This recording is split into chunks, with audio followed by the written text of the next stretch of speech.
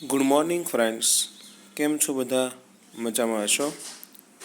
મિત્રો, બસ આ પાઠનો આ છેલ્લો લેક્ચર કે જે અંતર્ગત આ પાઠની પૂર્ણાહુતિ થશે. કંપનીની સ્થાપના વિધિ કયા પ્રકારની છે અને કઈ રીતના કંપનીની સ્થાપના થઈ શકે, જેના બે ટોપિક આપેલા છે. એક પ્રવર્તન અને બીજું નોંધણીનું પ્રમાણપત્ર મેળવવાની વિધિ.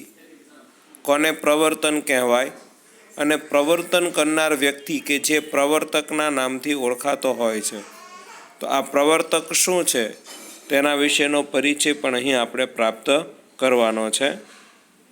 તો સૌથી પહેલાં આપણે પ્રવર્તન અંગેની સમજણ મેળવીએ.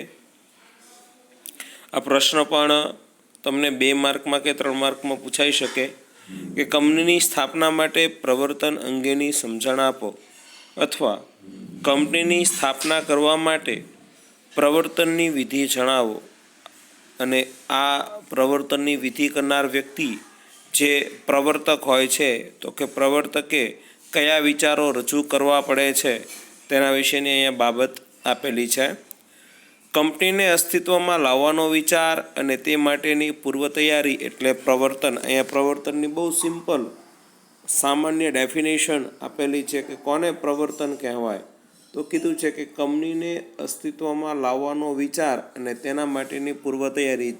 જે વ્યક્તિને કંપનીની સ્થાપના કરવા માટેનો વિચાર આવ્યો અને વિચાર આવ્યા બાદ તેને તેનું મૂર્ત સ્વરૂપ આપ્યું, એટલે કે એના માટેની એને તૈયારી કરી, તો જેને આપણે પ્રવર્તન તરીકે ઓળખીએ છીએ. કંપનીના પ્રવર્તનના વિચારને અમલમાં મૂકનાર વ્યક્તિ જે છે, જે પ્રવર્તક તરીકે ઓળખાય છે. જે હું ક્યારનો બોલું છું, પ્રવર્તક, જેને પ્રમોટર તરીકે આપણે ઓળખીએ છીએ. તો પ્રમોટર કોણ હોઈ શકે? તો કે જે કાંઈ વિચાર આવ્યો તો એ વિચારને અમલમાં મૂકનાર વ્યક્તિ જે છે એ પ્રવર્તકના નામે ઓળખાતા હોય છે. તો કે આ પ્રવર્તક એ કયા કયા મુદ્દાઓનો વિચાર કરે છે કે કરવો પડે છે તેના વિશેની સમજણ અહીં મારે તમને આપવાની છે. જેમાં કીધું છે કે પ્રવર્તન એટલે પ્રવર્તકનું માનસ સંતાન. આ વાક્ય, આ શબ્દ બરાબર સમજવા જેવો છે. પ્રવર્તન એ શું છે? તો કે પ્રવર્તકનું માનસ સંતાન છે. એના મગજમાં જન્મેલું એક પ્રકારનું બાળક જે છે તે વસ્તુ છે. માટે કીધું છે promotion is the brain child of the promoter. Repeat કરું છું, promotion is the brain child of promoter. એટલે કે પ્રવર્તન એટલે પ્રવર્તકનું માનસ સંતાન. આ પ્રવર્તન જે છે એ પ્રવર્તકનું માનસ સંતાન છે એવું કહેવાય છે. કંપનીના પ્રવર્તનનો વિચાર પ્રવર્તકના મગજમાં ઉદ્ભવે છે.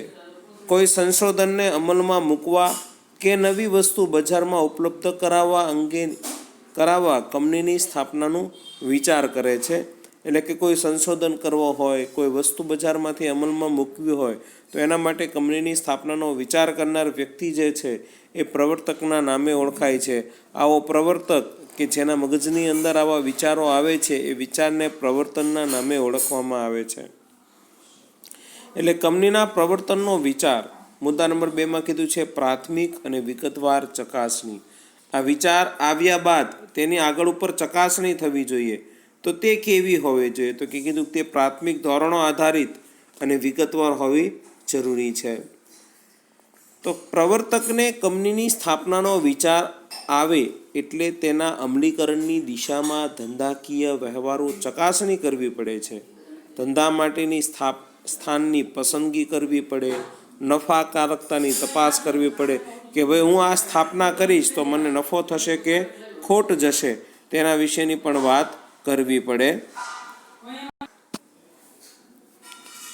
સ્થાનની પસંદગી કરવાની, તો કે ભાઈ ધંધો હું કયા સ્થાને શરૂ કરીશ તો મને ફાયદો થશે, નુકસાન થશે, કે મારા ઓછા મૂડીરોકાણે સારો એવો ધંધો થઈ શકશે, કે હું જે કાંઈ અહીંયા ઇન્વેસ્ટમેન્ટ કરીશ એ મારું નફાકારકતા આધારિત હશે, મને એમાં ફાયદો જ થશે, નુકસાન જવાની સંભાવનાઓ બહુ રેર કેસમાં કે ઓછી રહેશે. આ બધી બાબતો એ એના સ્થાનની પસંદગીની અંદર આવી શકે છે. તો સૌથી પહેલાં કીધું છે કે ભાઈ સ્થાનની પસંદગી અંગેની વિચારણા કરવી, નફાકારકતાની તપાસ કરવી. ભાઈ હું જે કાંઈ વસ્તુ ઉત્પાદન કરવાનો છું એનું બજારનું અંદર વેચાણ કેટલું થશે, કેટલો નફો મળશે, કેટલી ખોટ જશે વગેરે અંગેની છે તપાસ કરવામાં આવે છે. આ બધી નફાકારકતા વિશેની બાબત હોઈ શકે. તો એ મિત્રો તમે દર્શાવ્યું તેમ કે ભાઈ ધંધા માટે સ્થાનની પસંદગી કરવી, તેની નફાકારકતાની તપાસ કરવી, પ્રાથમિક તપાસના અંતે વિગતવાર વિશ્લેષણાત્મક તપાસ જરૂરી બને છે, જેમાં મૂડી, કાચો માલ, માંગ, સાધન સામગ્રી, વાહન વ્યવહારની સુવિધા વગેરેની જાણકારી મેળવવી પડે છે. કે ભાઈ હું મૂડી, મારો આ ધંધો કરવો છે તો હું મૂડી ક્યાંથી લાવીશ, કેટલી મૂડી, મારી પોતાની મૂડી કેટલી છે, ઓછીની મૂડી હું કેટલી લાવીશ, શેર ભંડોળથી મૂડી હું કેટલી એકત્રિત કરીશ, બેંકમાંથી લોન તરીકે મૂડી કેટલી લાવીશ. આ બધી સમજણ એ મૂડી માટેની વાત છે.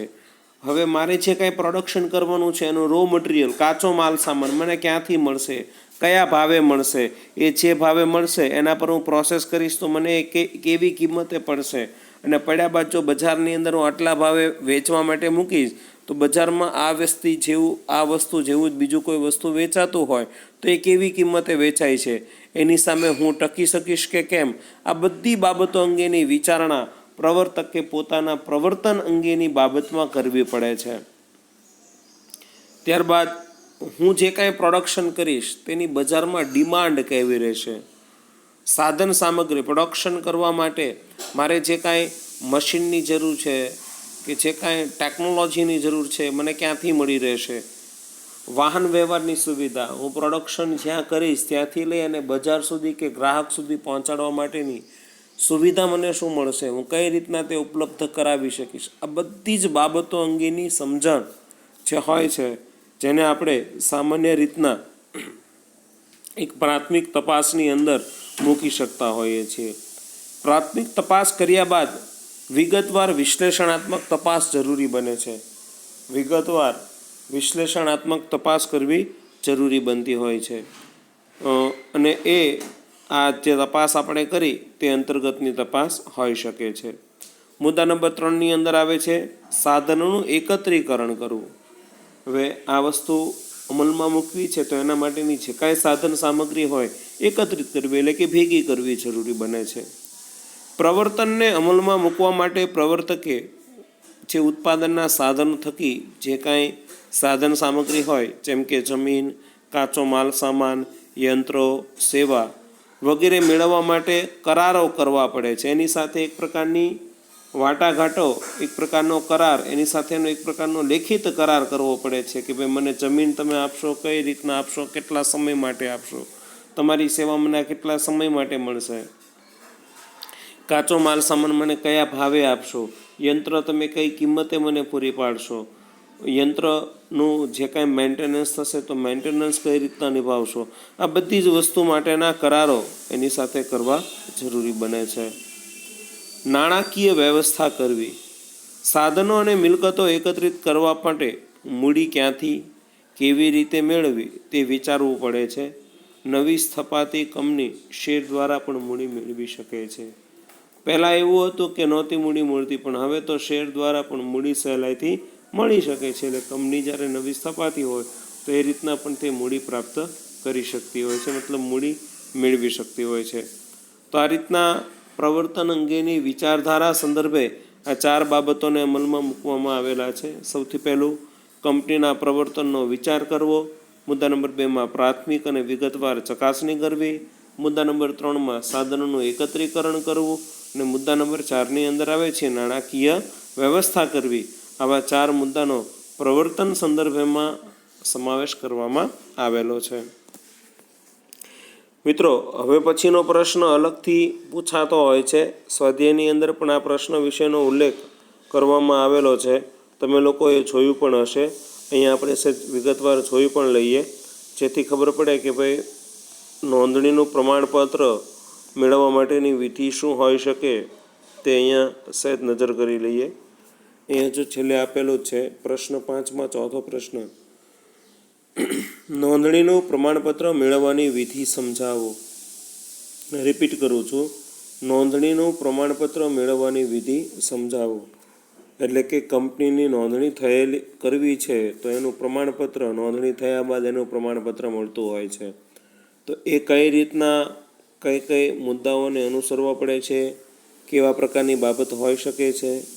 હવે જ્યારે વિધિ છે મિત્રો, ખાસ ધ્યાન, આ પ્રશ્નને હું વારાઘડીએ એકને એક બાબતથી રિપીટ કરતો હોઉં છું, જેથી કરીને વિદ્યાર્થીઓ દ્વારા તેની ભૂલ ન થાય, તેના વિશેની વિદ્યાર્થીઓ સમજ સહેલાઈથી પ્રાપ્ત કરી શકે. માટે સૌથી પહેલાં તો વિધિ છે તો એ ક્રમમાં જ આવી જોઈએ. એનો ક્રમ તમે બદલી શકતા નથી, કારણ કે આ એક એનો પ્રાથમિક મુદ્દો છે. જે મુદ્દાથી એનો ક્રમ બદલાણો ત્યાંથી માર્ક મળવાના બંધ થઈ જાય. એટલે આ પ્રશ્નને 5 માર્કમાં જ્યારે પણ લખો ત્યારે આનો ક્રમ એમને એમ જ જાળવવો. પહેલા મુદ્દાને નથી ત્રીજો લખી શકાતો, ત્રીજા મુદ્દાને નથી પાંચમો લઈ શકાતો. જે ક્રમમાં જે મુદ્દા આપેલા હોય તે ક્રમમાં જ તે મુદ્દા દર્શાવવા પડે છે. વિધિ ગણો, રચના ગણો, આ બધું એકનું એક જ છે. એના નામ અલગ અલગ છે, આખી વસ્તુ તો એકની એક જ છે. તો નોંધણીનું પ્રમાણપત્ર મેળવવાની વિધિ વિગતવાર સમજાવો તો એના વિશેનો આપણે પરિચય મેળવીએ. કંપનીને અસ્તિત્વમાં લાવવા માટે કંપની રજિસ્ટ્રાર પાસેથી નોંધણીનું પ્રમાણપત્ર મેળવવું પડે છે. 1 માર્કનો પ્રશ્ન, નોંધણીનું પ્રમાણપત્ર કોની પાસેથી મળે? તો કે કંપની રજિસ્ટ્રાર પાસેથી નોંધણીનું પ્રમાણપત્ર મેળવવું પડે છે. આ પ્રમાણપત્ર મેળવવા માટે નીચેના દસ્તાવેજો તૈયાર કરી કંપની રજિસ્ટ્રાર સમક્ષ તે રજૂ કરવા પડે છે. અને જ્યારે તમે આ રજિસ્ટ્રાર સમક્ષ આ દસ્તાવેજો રજૂ કરો છો પછી તમને નોંધણીનું પ્રમાણપત્ર મળતું હોય છે. એમાં સૌથી પહેલો જ મુદ્દો આપેલો છે આવેદનપત્ર, જે કંપનીનું બંધારણ છે, પાયાનો દસ્તાવેજ છે. 1 માર્કમાં પ્રશ્ન પૂછાય, કંપનીનો પાયાનો દસ્તાવેજ કે કંપનીનું બંધારણ એ શું છે? તો કે ભાઈ આવેદનપત્ર જે છે એ કંપનીનો પાયાનો દસ્તાવેજ છે એવું કહેવાય છે, જેની ઉપર કંપનીની ઇમારત ચણવામાં આવે છે. આવેદનપત્રમાં નીચેની કલમોની જોગવાઈ કરવી ફરજિયાત છે. 2 માર્કના પ્રશ્નમાં પણ પૂછાઈ શકે. આવેદનપત્રની અંદર દર્શાવવામાં આવેલી કલમો વિશેની સમજણ આપો. આવેદનપત્રમાં દર્શાવવામાં આવેલી કલમો વિશેની સમજણ આપો. તો સૌથી પહેલી કલમ કીધી છે નામની કલમ.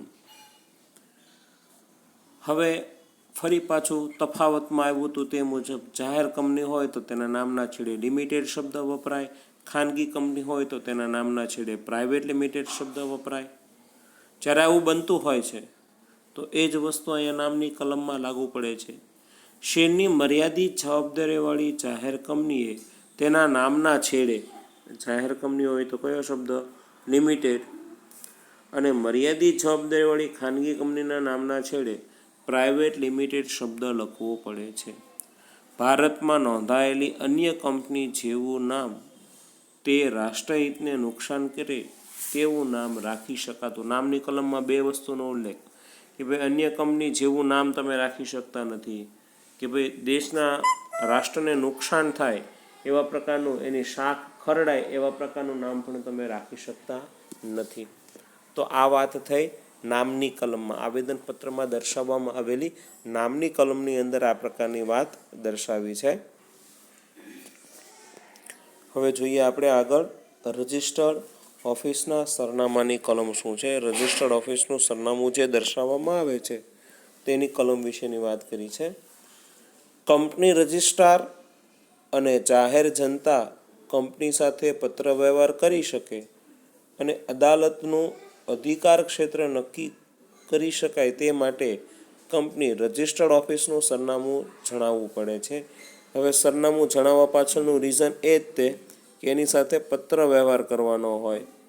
એ પત્ર વ્યવહાર યોગ્ય રીતના કરી શકાય માટે આવું સરનામું જણાવવું જરૂરી બને છે. એટલે કીધું છે કંપની રજિસ્ટ્રાર અને જાહેર જનતા કંપની સાથે પત્ર વ્યવહાર કરી શકે. તો રજિસ્ટર્ડ ક્યાં થયેલી છે એટલે કે એનો રજિસ્ટ્રારે પણ આ વસ્તુ જાણવી જરૂરી છે. એટલે કંપનીનું રજિસ્ટ્રાર અને જાહેર જનતા કંપની સાથે પત્ર વ્યવહાર કરી શકે. અદાલતનું અધિકાર ક્ષેત્ર નક્કી થાય કે કઈ અદાલત લાગુ પડે, ક્યાંથી લાગુ પડે, એની કાર્યવાહી ક્યાંથી કરી શકાય, અધિકાર ક્ષેત્ર નક્કી કરી શકાય તે માટે કંપનીએ રજિસ્ટર્ડ ઓફિસનું સરનામું જણાવવું પડે છે. ભલે કંપની ગમે ત્યાં હોય પણ એની રજિસ્ટર્ડ ઓફિસ ક્યાં છે, ક્યાંથી તેનું રજિસ્ટ્રેશન થયેલ છે, તે વસ્તુ જણાવવી જરૂરી બને છે. તો એ વાતનો ઉલ્લેખ રજિસ્ટર્ડ ઓફિસની કલમમાં કરવામાં આવેલો છે. ત્યારબાદ આવે છે ધ્યેય અથવા ઉદ્દેશની કલમ. આવેદનપત્રની સૌથી મહત્વની કલમ જો કોઈ હોય તો એ છે ધ્યેયની કલમ. 1 માર્કના પ્રશ્નમાં પૂછાય આવેદનપત્રની સૌથી મહત્વની કલમ કઈ? તો ધ્યેયની કલમ કે ઉદ્દેશની કલમ એ તેની અતિ મહત્વની કલમ છે એવું આપણે કહી શકીએ. કંપની કયા ઉદ્દેશ માટે અને કયો ધંધો કરશે તે આ કલમમાં જણાવવામાં આવે છે. જે ઉદ્દેશ માટે કંપની સ્થાપના કરવામાં આવે તે સિવાયના ઉદ્દેશ માટે કંપની કાર્ય કરી શકે નહીં. બધું એડવાન્સમાં નક્કી થયેલું હોય કે ભાઈ આના માટે સ્થપાયેલી છે તો આના માટે જ તેને કાર્ય કરવાનું રહેશે. બીજા માટે તે કાર્ય કરી શકતી હોતી નથી, કારણ કે તે વસ્તુનો તેમાં ઉલ્લેખ કરવામાં આવેલો છે માટે. એટલે આવેદનપત્રની અતિ મહત્વની કલમ તરીકે આપણે ધ્યેયની કલમ કે ઉદ્દેશની કલમને ઓળખાવી શકીએ છીએ.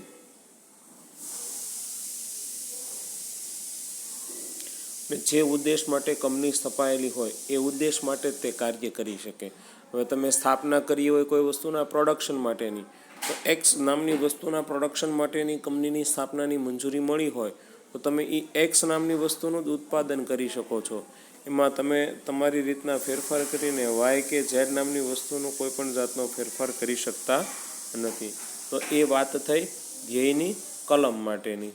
ત્યારબાદ આવે છે જવાબદારીની કલમ. શું છે તે વસ્તુ જોઈએ આપણે.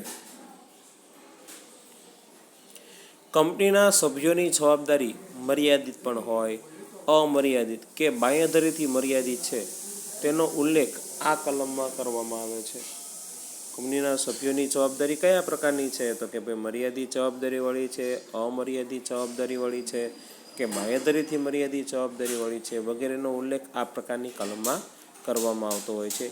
એક જ વ્યક્તિની કંપનીના કિસ્સામાં મૂળ વ્યક્તિના મૃત્યુ કે કરાર કરવાની અસમર્થતાને કારણે બીજી વ્યક્તિ તરીકે કોનું નામ દાખલ કરવામાં આવશે તેનો પણ ઉલ્લેખ અહીંયા કરવામાં આવતો હોય છે. આપણે કંપનીના પ્રકારો જોયા હતા, તેમાં એક પ્રકાર હતો એક વ્યક્તિની કંપની, એટલે કે જ્યારે કંપનીની અંદર એક જ વ્યક્તિ હોય, કોઈ પણ કારણોસર એનું અવસાન થયું તો એની જગ્યાએ કોનું નામ દાખલ કરવું એનો ઉલ્લેખ અહીંયા જવાબદારીની કલમમાં કરવામાં આવતો હોય છે. એટલે અહીંયા એ વસ્તુ પણ જવાબદારીની કલમમાં દર્શાવવી જરૂરી છે. અને એ વસ્તુ દર્શાવવી એટલા માટે જરૂરી છે નહીંતર કંપની નક્કી ન કરી શકે કે હવે પછીનો પ્રમોટર કોણ હોઈ શકે. એટલે એના માટે આ વસ્તુ દર્શાવવી જરૂરી બની જાય છે. ત્યારબાદ આવે છે મૂડીની કલમ. કંપનીની સત્તાવાર મૂડી અને તેનું વિભાજન નિશ્ચિત રકમના કેટલા શેરમાં કરવામાં આવ્યું છે તે જણાવવા માટે કંપનીએ મૂડીની કલમ આવેદનપત્રની અંદર દર્શાવવી જરૂરી બને છે.